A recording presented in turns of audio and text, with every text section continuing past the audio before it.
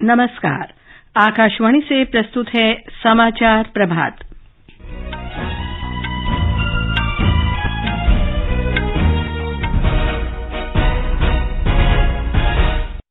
प्रधानमंत्री नरेंद्र मोदी आज कर्नाटक में विभिन्न विकास परियोजनाओं का उद्घाटन करेंगे और आधारशिला रखेंगे।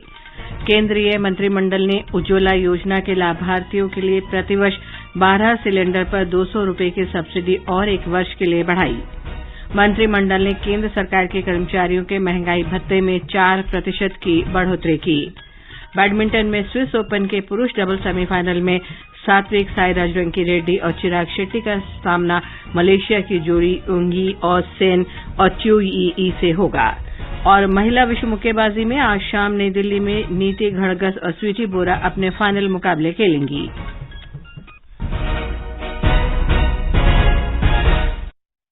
समाचार प्रभात के साथ मैं लवली निगम। प्रधानमंत्री नरेंद्र मोदी कर्नाटक की 2 दिन की यात्रा पर आज बेंगलुरु पहुंच रहे हैं।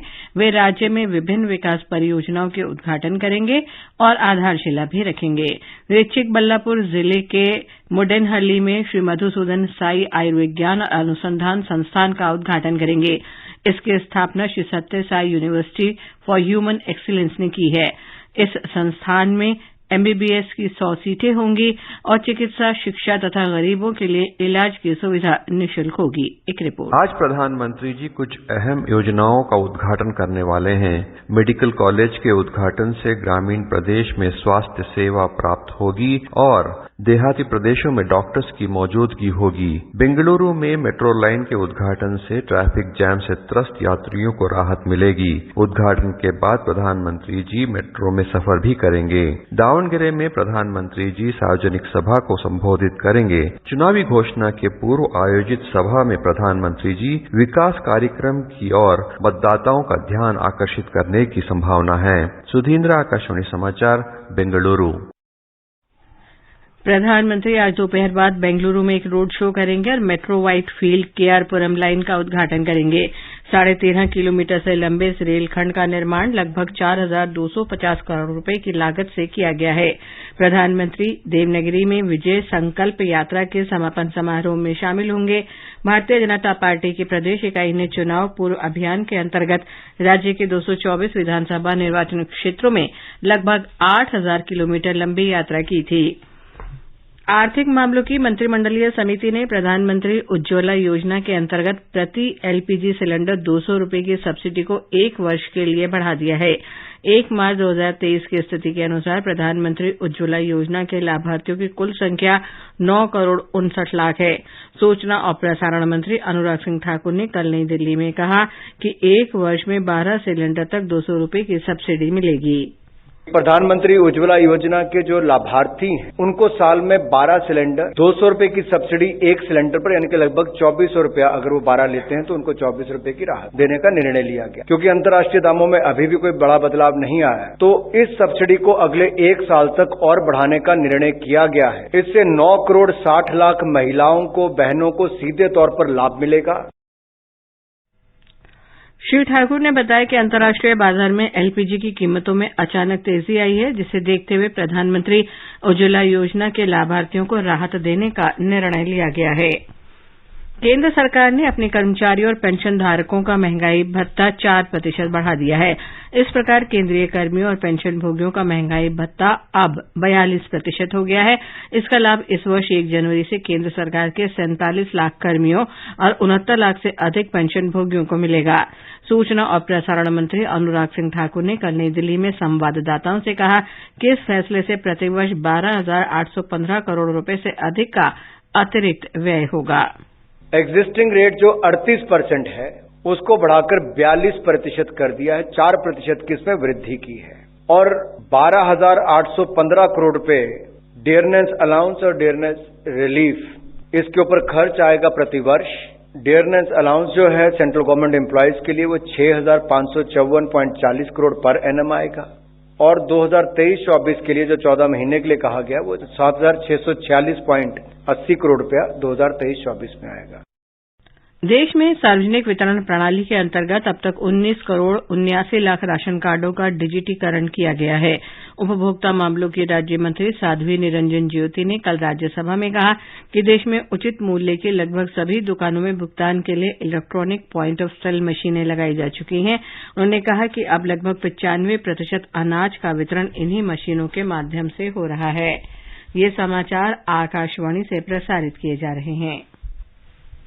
महज अन्नदाता कहने से काम नहीं बनता है। ऐ किसान, तुझे पूरे देश का प्रणाम तो बनता है। धानुका, इंडिया का प्रणाम हर किसान के नाम। हाय मॉम, फिर से शॉपिंग? बाबूजी, आपने इसे बिगाड़ के रखा। लिमिट में करो तो कुछ बुरा नहीं होता है। बिना लिमिट शॉपिंग करेगी आपके कार्ड पे ऐड ऑन जो है। मैंने तो कार्ड पे लिमिट सेट कर दिया। अच्छा, इसके फायदे ये हैं कि रिस्क कम हो जाता है और अगर फ्रॉड भी हुआ तो तुरंत बैंक को बोल दीजिए नुकसान कम। दादू, नेक्स्ट टाइम ये pink dress. Your the limit. Limit तो सेट है। आरबीआई कहता है जानकार बनिए, सतर्क रहिए।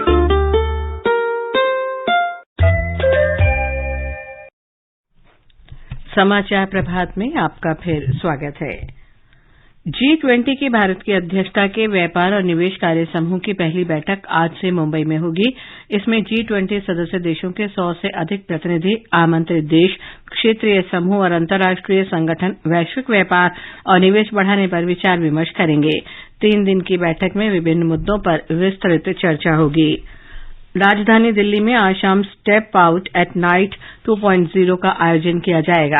कार्यक्रम का आयोजन G20 के मेहमानों को पुरानी दिल्ली की समृद्ध सांस्कृतिक विरासत और अतुल्य संस्कृति को दिखाने के लिए किया जा रहा है। समारोह में कई कार्यक्रमों का प्रदर्शन होगा। इनमें नुक्कड़ नाटक, म्यूजिक बैंड का प्रदर्शन और नारीवादी गीतों का गायन शामिल है। ये उत्सव हरदयाल पुस्तकालय, चांदनी चौक के आसपास आयोजित होगा क्योंकि ये क्षेत्र ऐतिहासिक और महत्वपूर्ण सांस्कृतिक केंद्र है। गृह और सहकारिता मंत्री अमित शाह आज छत्तीसगढ़ में बस्तर संभाग के मुख्यालय जगदलपुर में केंद्रीय रिजर्व पुलिस बल सीआरपीएफ के 84वें स्थापना दिवस परेड समारोह में मुख्य अतिथि होंगे। श्री शाह परेड का निरीक्षण करेंगे और सीआरपीएफ कर्मियों को वीरता पदक प्रदान करेंगे। वे सर्वश्रेष्ठ केंद्रों को विभिन्न श्रेणियों के लिए ट्रॉफियां भी प्रदान करेंगे। ये दूसरा मौका है जब सीआरपीएफ की परेड दिल्ली स्थित मुख्यालय से बाहर हो रही है। गृह मंत्री आकाशवाणी से हल्बी बोली में प्रसारित होने वाले साप्ताहिक समाचार बुलेटिन का वर्चुअली शुभारंभ करेंगे। 15 मिनट का ये बुलेटिन आकाशवाणी के जगदलपुर केंद्र से प्रत्येक रविवार को प्रातः 7:30 बजे सुना जा सकेगा। अब सुनिए आकाशवाणी के लोकप्रिय कार्यक्रम प्रधानमंत्री की मन की बात पर आधारित विशेष श्रृंखला। आज की कड़ी का विषय है टैक्स चुकाएं, चैन से रहें। लोग, आवाज और सीधा संवाद, यानी आपके हम सबके मन की बात। जी हां, ऐसे ही करोड़ों लोगों से जुड़ जाते हैं हमारे प्रधानमंत्री हर महीने मन की बात प्रोग्राम के साथ। आकाशवाणी पर यह सिलसिला अप्रैल में 100वीं कड़ी के साथ जारी रहेगा।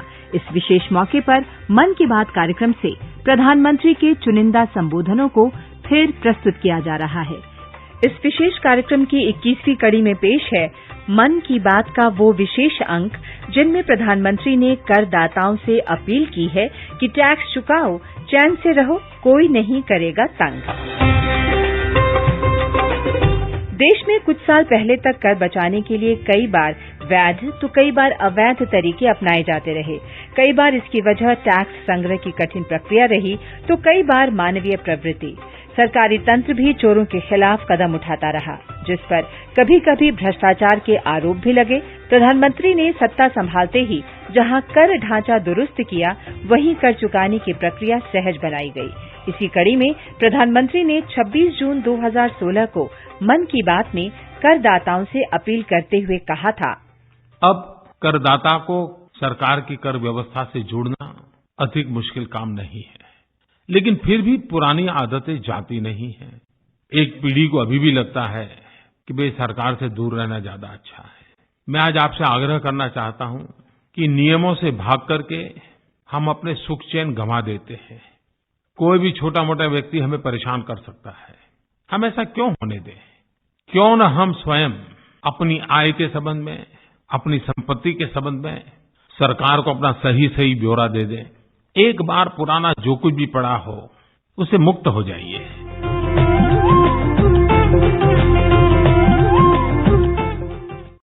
विश्व महिला मुक्केबाजी चैंपियनशिप में आज शाम नई दिल्ली में 45 से 48 किलोग्राम भार वर्ग के फाइनल में नीतू घड़गस और 75 से 81 किलोग्राम भार वर्ग में स्वीटी बुरा अपनी चुनौती पेश करेंगी।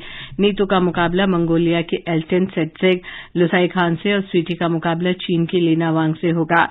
कल नीतू ने कजाकिस्तान की बाल्की बेकोवा को और स्वीटी ने एमा सुगडिंची को हराकर फाइनल में प्रवेश किया। निखत जरीन ने कोलंबिया की इंग्रिड वेलेंसिया और लवलीना बोरगोहेन ने चीन की ली कियान को हराकर मिडिलवेट के फाइनल में जगह बनाई थी। बैडमिंटन में सात्विक साईराज रंकीरेड्डी और चिराग शेट्टी ने स्विस ओपन के पुरुष डबल सेमीफाइनल में प्रवेश कर लिया है।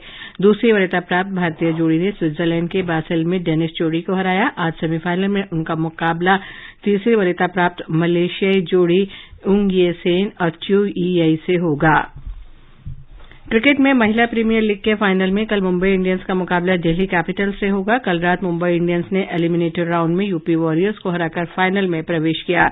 जीत के लिए 183 रन के लक्ष्य के जवाब में यूपी वॉरियर्स की टीम 110 रन पर सिमट गई। ये समाचार हमारी वेबसाइट newsonair.gov.in/hindi पर उपलब्ध हैं।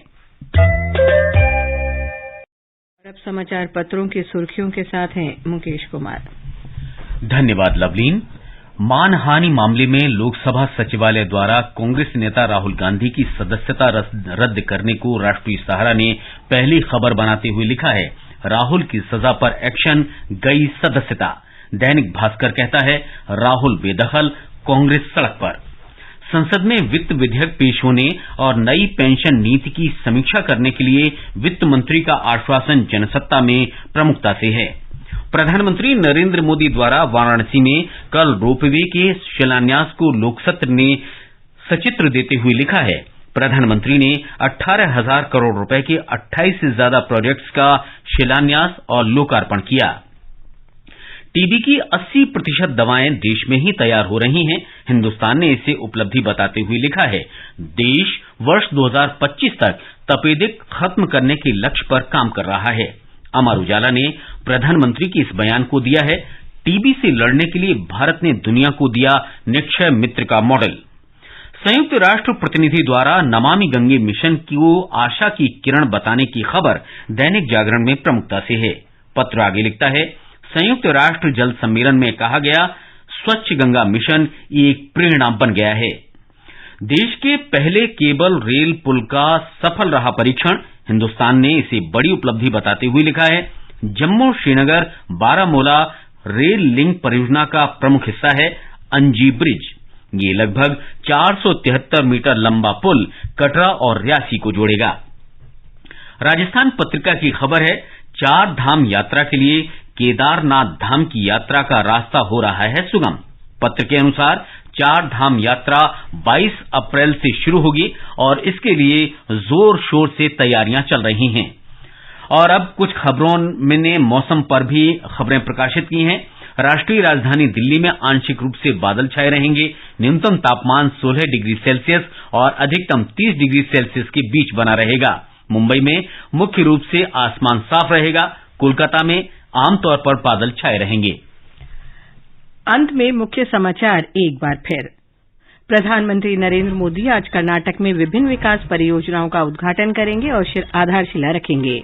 केंद्रीय मंत्रिमंडल ने उज्ज्वला योजना के लाभार्थियों के लिए प्रतिवर्ष 12 सिलेंडर पर 200 रुपये की सब्सिडी 1 वर्ष के लिए बढ़ाई। मंत्रिमंडल ने केंद्र सरकार के कर्मचारियों के महंगाई भत्ते में 4% की बढ़ोतरी की। बैडमिंटन में स्विस ओपन के पुरुष डबल सेमीफाइनल में सात्विक साईराज रंकीरेड्डी और चिराग शेट्टी का सामना मलेशियाई जोड़ी से होगा। महिला विश्व मुक्केबाजी में आज शाम नई दिल्ली में नीतू घड़गस और स्वीटी बुरा अपने फाइनल मुकाबले खेलेंगी। इसके साथ ही समाचार प्रभात का ये अंक समाप्त हुआ। नमस्कार।